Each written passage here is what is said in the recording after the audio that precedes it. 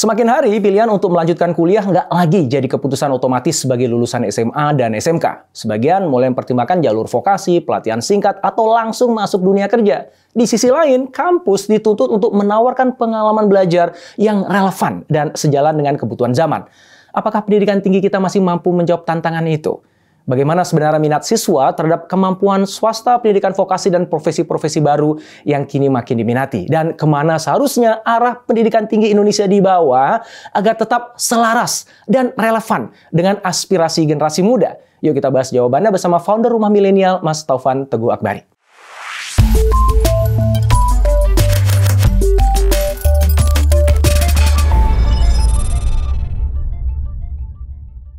Bro, ini ada laporan dari Pollfish, survei ini baru-baru aja nih, yang menyebutkan bahwa 1 dari 4 pekerja Gen Z di Amerika itu nyesel udah kuliah.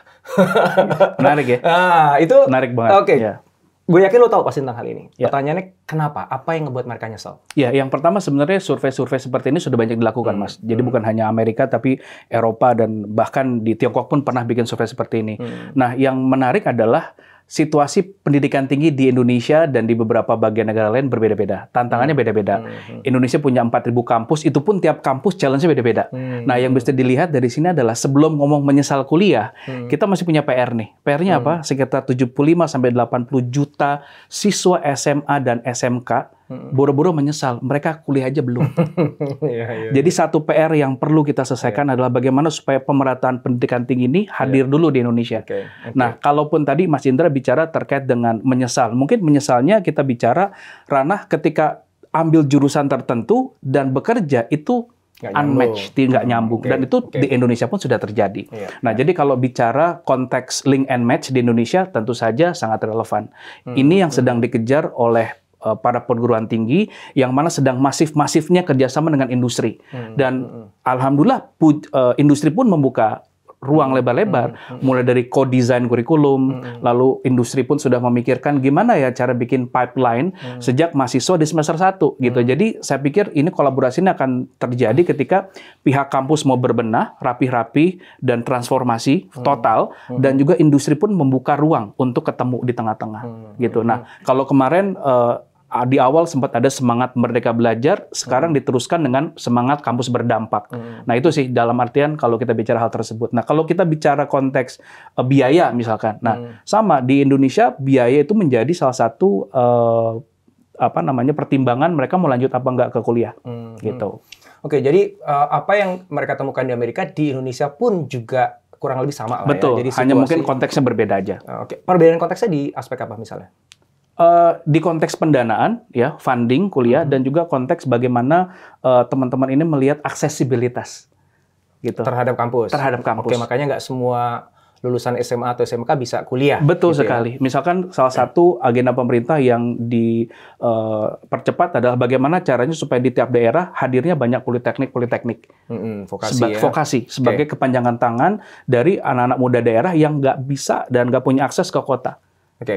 Nah, nanti kita akan ngomongin tentang vokasi itu karena seru banget ya, lagi rame. Gue tapi pengen balik lagi ke Pollfish tadi tuh.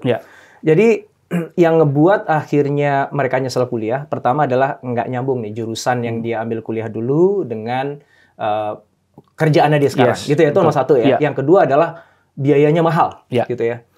Nah kan gini, kalaupun misalnya biayanya mahal, ya dari zaman atau kayak gini deh. Kalau mereka kuliah sama nggak kuliah, ternyata nggak ngefek bedanya. Nah, maka biaya mahal itu menjadi isu.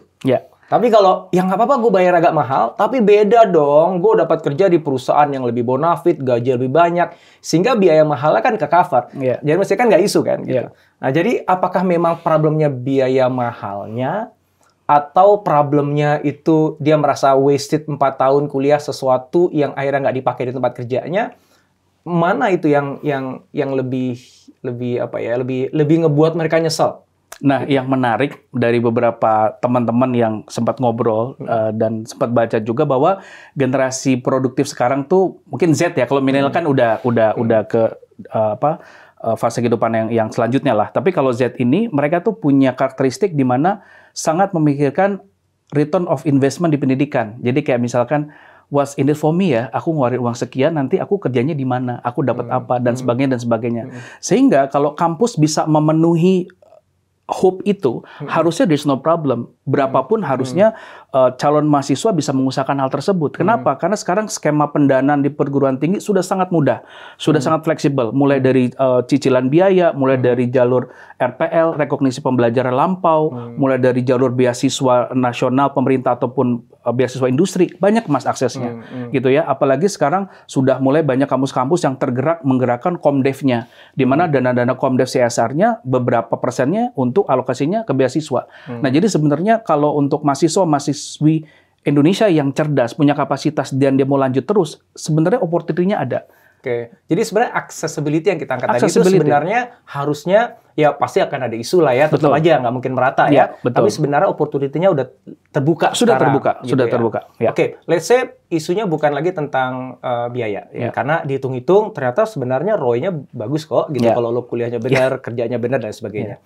Sekarang isu salah jurusan tadi misalnya yang buat nyesel ya. Itu kan isu bukan Gen Z aja. Dari zaman gue Gen X juga masih banyak yang salah jurusan ya. Dan bukan hanya di Indonesia. Bukan di Indonesia. So, aku rasa sih jangan-jangan bukan itu sebenarnya isu utamanya. Karena itu isu dari zaman dulu, nggak spesifik Gen Z-nya. Gitu. Jangan-jangan malah begini. Kalau ternyata isu salah jurusan itu isu lampau, bukan spesifik ke Gen Z. Tentang biaya pendidikan memang, ya kita tahu lah pendidikan mahal. Tapi ternyata kalau lo lakukan dengan benar, itu akan balik juga kok. Kan gitu tuh kan. Dan juga banyak akses beasiswa dan sebagainya. Jangan-jangan yang ngebuat mereka nyesel adalah karena kemudian mereka menyadari setelah dia kerja, kampus tuh nggak relevan sebenarnya. So ini bukan urusan jurusannya benar atau salah ya. Mungkin iya gitu. Gue ambil teknik kimia gitu, gue kerjanya jadi sales gitu misalnya. Nggak terlalu relevan gitu ya. Tahu gitu gue belajar sales saja dari awal kan gitu kan. Oke, that's one thing. Tapi itu not very specific Gen Z. Itu dari gen-gen sebelumnya. Every single generasi kayak itu gitu. pasti gitu. Nah, yang kita pengen cari kan yang spesifik Gen Z nih gitu. Jangan-jangan bagi Gen Z, kampus sekarang tuh nggak relevan. Ya, baik dari sisi kontennya yang diajarin. Bisa jadi udah hari gini lu belajar begini kan gitu misalnya kata Gen Z ya gitu. Udah di cancel aja sama dia, ini nggak relevan gitu ya. Bisa juga metodologi pembelajaran yang nggak relevan. So what do you think about that idea? Semua yang Mas Indra tadi sampaikan betul. Makanya ini adalah tantangan untuk semua perguruan tinggi negeri dan swasta untuk melakukan redefinisi ulang apa arti learning sesungguhnya. Ya kan? Gen Z itu suka sesuatu yang bisa dilihat, suka sesuatu yang hadir, bagaimana kampus bisa mengejar keinginan dari siswa kita sekarang itu seperti apa. Dan ini adalah tantangan yang harus dikejar. Karena kalau kita lihat, misalkan mahasiswa saat ini itu ketika diminta magang di semester 3, mereka sangat semangat, Mas. Ya, mereka merasa ketika bisa magang di semester 3 itu bisa kenal orang-orang hebat, networking, dapat uang jajan, dapat pengalaman langsung gitu ya. Dan mungkin saya perhatikan di beberapa negara sudah ada yang memang mahasiswanya di-set dari semester awal tuh magang. Jadi ketika lulus tahu dia mau ngejar skill setnya seperti apa gitu ya. Nah, jadi itu sih Mas kalau menurut saya. Jadi redefinisi tentang apa yang dipelajari dan bagaimana mempelajarinya itu sesuatu yang mendesak untuk kamu sekarang. Co-create dia punya silabus. Co-create dengan siapa? Co-create dengan industri. Jadi untuk memperkecil gap apa yang diinginkan industri dengan apa yang terjadi di kampus. Jadi benar-benar ngobrolnya itu harus memang dua arah. Sama mahasiswanya juga? Antar mahasiswanya pun bisa. Ya kan? Makanya sekarang kalau misalkan di beberapa kampus itu sekarang sudah melakukan project based learning. Dipaksa untuk teamwork. Terjun ke masyarakat. Kan kalau di perguruan tinggi itu ada penelitian, ada pengabdian, ada pengajaran. Nah, bagaimana sekarang dosen dan mahasiswa dikondisikan untuk sama-sama doing something good dengan terminologi community development. Nah, di situ kan mahasiswa saling kolaborasi, saling kerjasama. Jangan-jangan ya, ini kita diskusi gitu ya. Gue mau men-challenge idea itu sebenarnya. Karena I agree with you bahwa kita harus redefining education kita. Ya. Jangan-jangan co-creation itu yang sekarang dilakukan adalah industri dengan kampus yang merasa bahwa mereka yang paling tahu apa yang harus diajarkan kepada siswanya, gitu kan. Bisa jadi si siswanya atau mahasiswanya ini ya menurut lu sih itu harus diajarin ya, tapi realitanya belum tentu itu. Satu, dari sisi kontennya. Dari sisi pembelajarannya, kata si kampus yang co-create dengan industri harusnya diajarin begini. Kata mahasiswanya, ya lo itu mah zaman lu dulu kali, zaman gua nggak gitu cara belajarnya gitu. Karena apa? Karena aku tarik kepada hal yang relatif lebih pendek lah. Kalau kuliah itu kan 4 tahun ya, you spend like 4 years. Yang bisa jadi begitu lulus udah nggak relevan lagi ilmu yang lu pelajari ya. Kita ambil dalam dunia training aja misalnya. banyak perusahaan-perusahaan yang ketika ingin men-training karyawannya, ya, maka training need analisisnya dan bagaimana akhirnya training itu di-deliver itu kan ditentukan oleh si bos-bos tuh. Yes. Gitu ya. Yeah. Orang HR sama si usernya ngobrolin kayaknya anak buah gue harus diajarin gini. Yang belum tentu itu actually fit into the actual challenges yang akan dialami oleh si pesertanya nanti. Betul, gitu ya. Betul. Ya.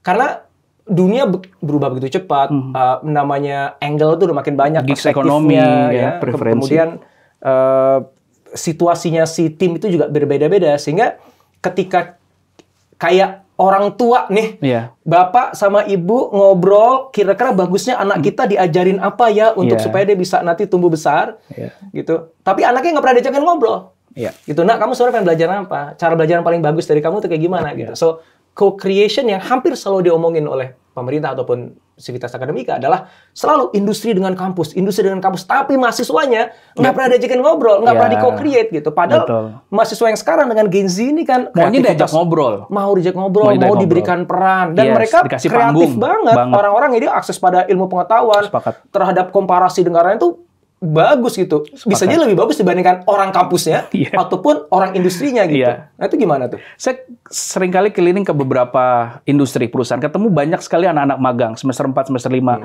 Selalu saya ajak ngobrol karena saya pengen tahu, kepo gitu ya. Kamu kok kayak semangat banget kan, ibaratnya kamu nggak digaji full dan nggak apa-apa Pak. Kita justru yang kita cari tuh kayak gini di kuliah. Kita mau pembelajaran yang kita belajar tuh kita langsung bisa. Nah, kampus harus memikirkan itu, bagaimana caranya menghadirkan itu dalam skema kurikulum yang mana ketika mahasiswa dapat teori, itu bisa langsung dipraktekkan dan langsung dapat ilmunya. Praktis, practical based learning. Nah, kalau tadi tarik mundur sedikit ke pertanyaan Mas Indra, konteks relevan. Nah, yang perlu dipahami oleh teman-teman muda sekarang, Gen Z, di Indonesia, konteks untuk lanjut kuliah penting atau tidak sih? Kalau dijawab penting, sangat penting. Kenapa? Karena itu akan mendukung yang namanya jenjang formal karir, teman-teman. Ya, kita masih mengejar yang namanya ketertinggalan dalam aspek kita menuju negara maju. Salah satu pilar yang kita harus kejar adalah dari lulusan S1, S2, S3.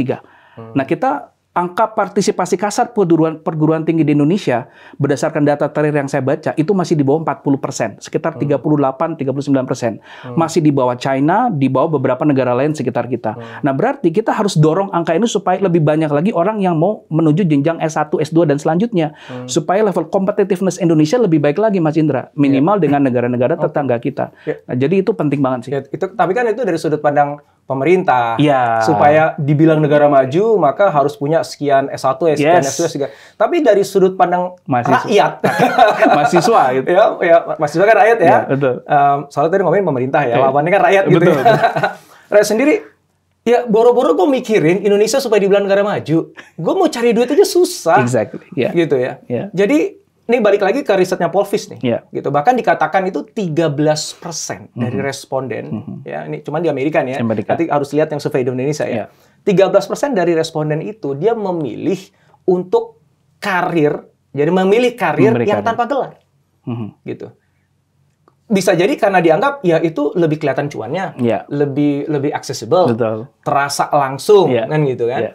Nah itu kan lumayan lah ya, ya 13% lah lumayan lah ya, berapa gitu. populasi kan? Ya, dari populasi kan banyak gitu.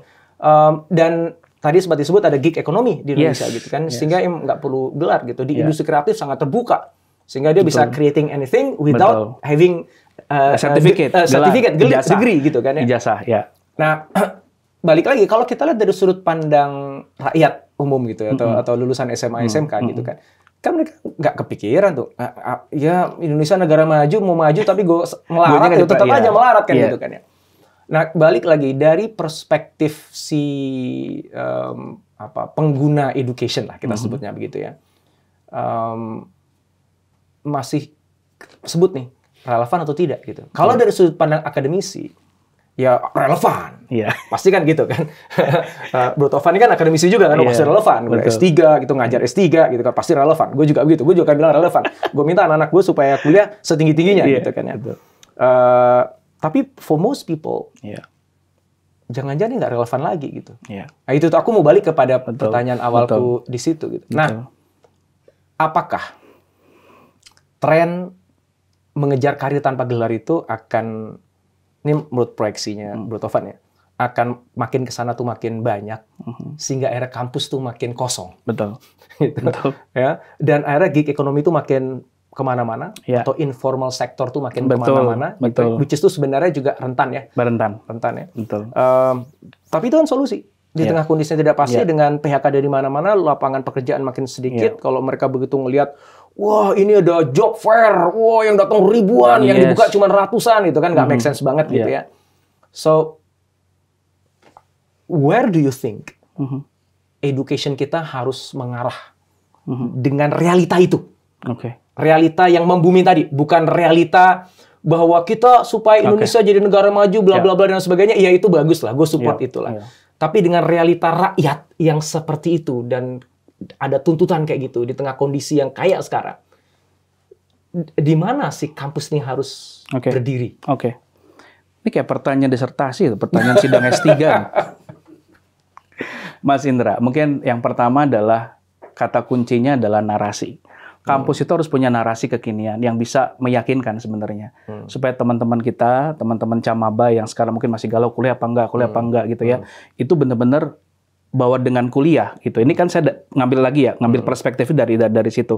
Dengan kuliah, walaupun Anda jadi barista, jadi content creator, itu divalidasi dan diperkuat. Kalau misalkan ambil gelar S1. Balik lagi itu secara legitimasi sosial akan lebih baik untuk si individu-individu tersebut.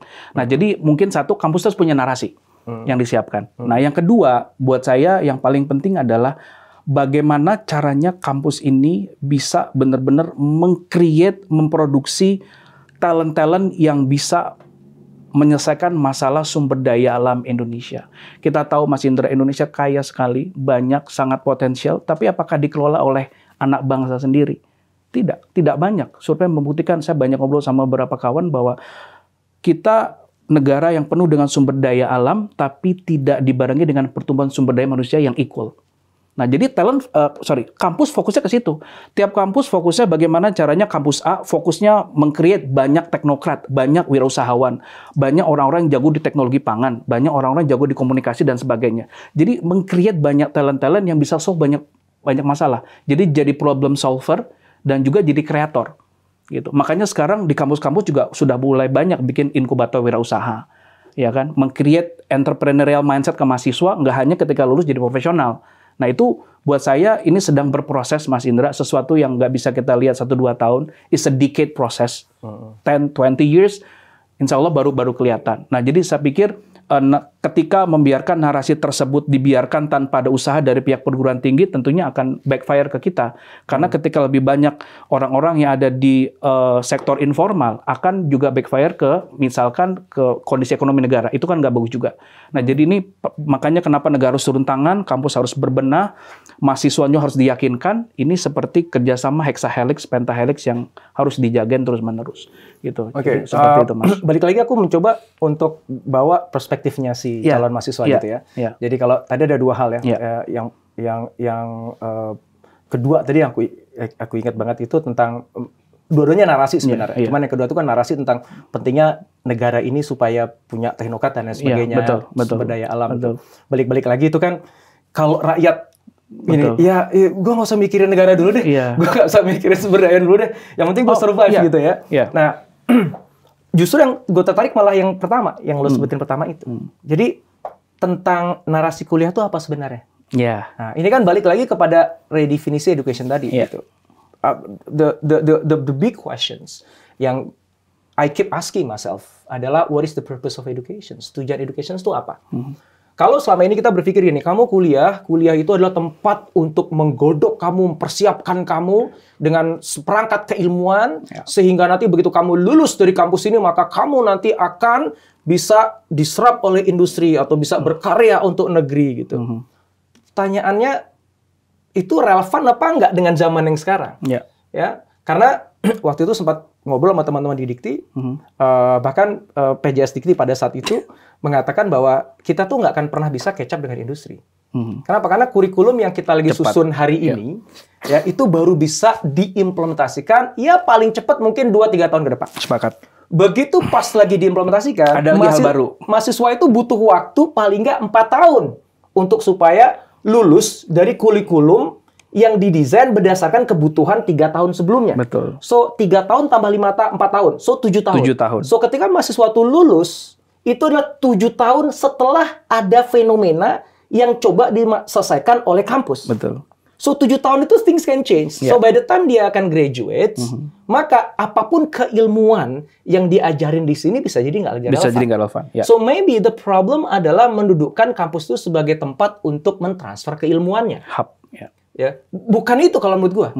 Karena zaman sekarang ilmu tuh bisa lo dapetin dari Transfer dari mana-mana. mana Ini aja. aja ada ilmunya. Ini di podcast Iya, ini di YouTube betul, banyak banget betul. ya. Bahkan IG aja, di TikTok aja mungkin ada ilmunya lah ya. Iya, betul. Gitu ya. Apalagi kita kalau cari sumber-sumber yang beneran e-courses dari bahkan kita mau kuliah di Harvard pun bisa tuh kan Betul. ada yang gratisan kita bisa Iya. masuk ke kelasnya kan itu. So ilmu tuh sekarang itu udah abundant sebenarnya. Iya. The problem tuh bukannya the absence of knowledge, ketidakadaan pengetahuan gitu.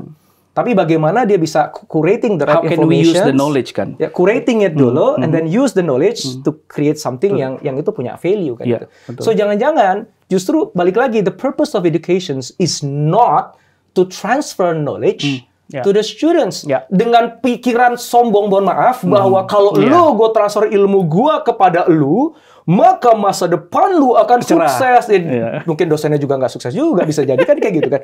Gimana mahasiswanya? So that's just completely wrong way of seeing education. Yes. Maybe education is about, mungkin ya, education itu tentang mempersiapkan si anak itu untuk bisa membangun masa depannya melalui ilmu yang dia kurasi sendiri, yang dikembangkan sendiri, Yeah. ya, melalui karya-karya yang dia hidupkan sendiri along the way. Yeah. So preparing that soft skills is much important than transferring knowledge-nya. Yes. Cuman sayangnya, lu lulus nggak berdasarkan itu, bro. Ya. Berdasarkan memori lu, kemampuan lu menjawab soal-soal dari semua mata kuliah yang ada, yang bisa jadi itu nggak relevan lagi. Itu yang gue maksud di awal gitu. Jangan-jangan ketika 1 dari 4 menyesal, itu adalah karena apa? Ilmu yang gue pelajarin Nggak kepake. Gue challenge anak gue semua harus S1 wajib, anak gue semuanya. Kalau bisa sampai S3. Nih, Yeah. istriku aja sekarang lagi daftar S3 nih. Ya kan gitu kan. Nah, kenapa? Karena for me it's not about the textbook that you learn Ya. at campus, Ya.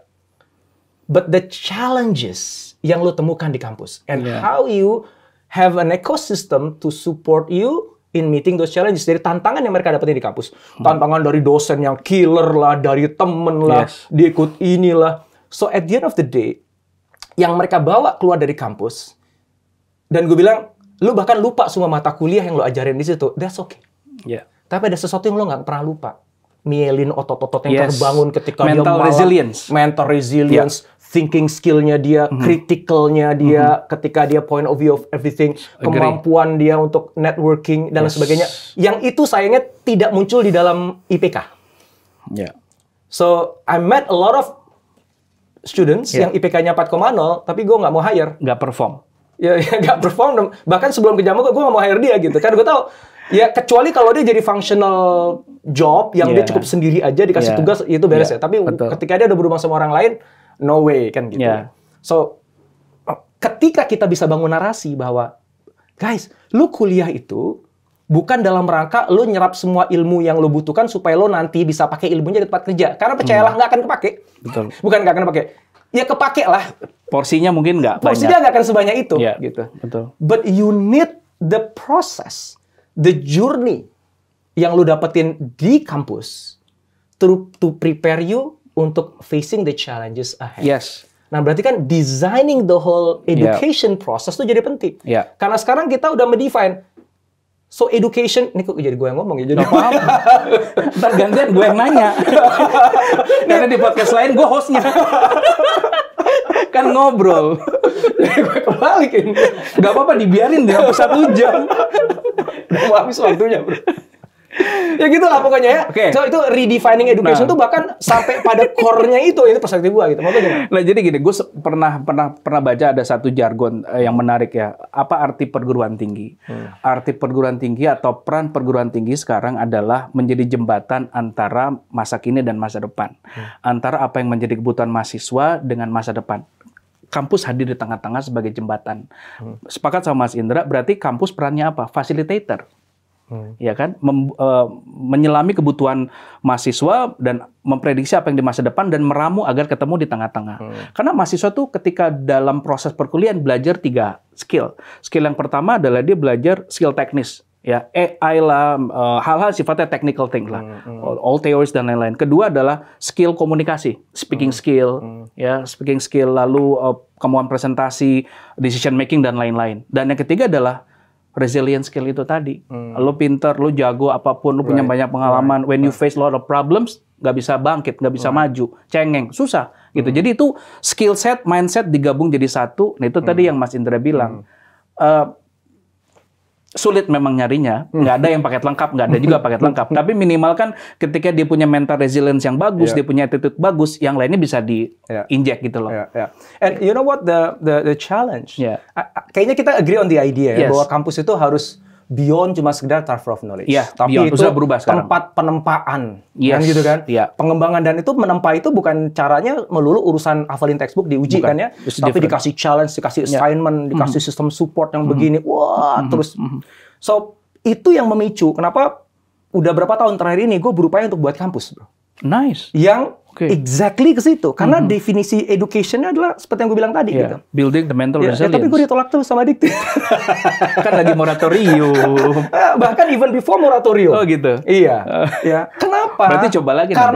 Karena apa? Begitu gue pengen buat kampus, gue akhirnya nggak punya pilihan selain ngikutin syarat-syarat yang ditetapkan. Apa itu? Harus ada sekian SKS, harus belajar begini, harus ada mata kuliahnya ini. Yang itu leaving no room, tidak meninggalkan ruang yang cukup untuk gua bisa jadikan kampus itu sebagai laboratorium kehidupannya anak.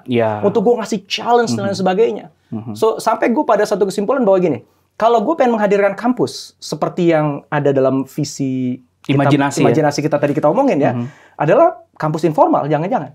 Karena begitu masuk formal yang harus ada dalam Dikti, itu kagak mungkin bisa. Gue ngomongnya hari ini ya, mudah-mudahan nanti ketika gue nonton videonya lagi, let's say 5 tahun dari sekarang, udah berubah gitu. Amin. Ternyata sistem pendidikan Indonesia itu lebih fleksibel dibanding sekarang. Intinya gini lah, kalau gue pengen mendisrupsi pendidikan Indonesia, gue harus dari luar, informal. Ketika gue pengen masuk ke dalam dan mendisrupsi dari dalam, itu nggak bisa. Kenapa? Karena untuk bisa masuk ke dalam, gue harus ikut aturan mainnya yang sangat kaku, sangat tradisional, yang sangat klasikal itu. Dan begitu gue agak ngelain sedikit, gue akan dikemplang keluar. Gitu kan. So, ini sebuah dilema sebenarnya ketika kita ingin disrupsi pendidikan kita di Indonesia. Karena kita tahu, education will always be relevant. Betul nggak, bro? Betul. Dan ini menarik, Mas. Karena pertanyaannya education yang seperti apa? Itu yang relevan. Sebenarnya kayak yang tadi Mas Indra bilang, kita kan sebenarnya tinggal berbagi peran aja. Oke, yang berbagi, yang ada di ruang formal, yang perguruan tinggi ada sekarang, silakan dengan perannya. Nah, Mas Indra dengan kapasitas Mas Indra, nektor Mas Indra, dan teman-teman yang luar biasa, ambil peran di sektor informalnya. Dan itu saya pikir nilainya sama-sama besar, bahkan mungkin even lebih besar. Nah, inilah yang sebenarnya harus disadari, dan saya selalu bilang ke semua teman-teman yang ada di S1, S2, S3, di setiap gelar teman-teman sebagai scholars, ada yang namanya personal social responsibility. Tanggung jawab personal sebagai orang yang telah mengenyam pendidikan tinggi. Apa? Give it back dong. Pay it forward dong. Jadi misalkan apakah kamu gerak bikin sekolah di bawah jembatan, apakah kamu bikin komunitas yang memang fokusnya ke anak-anak yang tidak mampu, ke kaum marginal, garap isu-isu SDGs, ambil peran di situ. Langsung ke grassroots. Dan banyak, Mas, yang melakukan itu sekarang.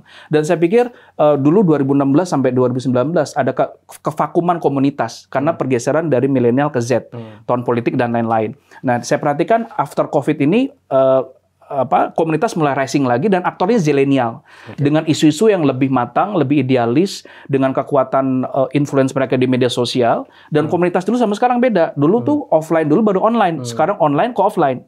Dan sudah mulai banyak. Nah, ini saya pikir yang kalau menanggapi Mas Indra tadi, kita harus sama-sama fokus ke peran yang kita bisa lakuin, Mas. Dan Indonesia butuh lebih banyak educator, informal or formal. Totally agree. Kayaknya itu langsung ngerangkum diskusi kita selama setengah jam terakhir ini. Thank you so much, brother. Thank you, Mas. Mantap.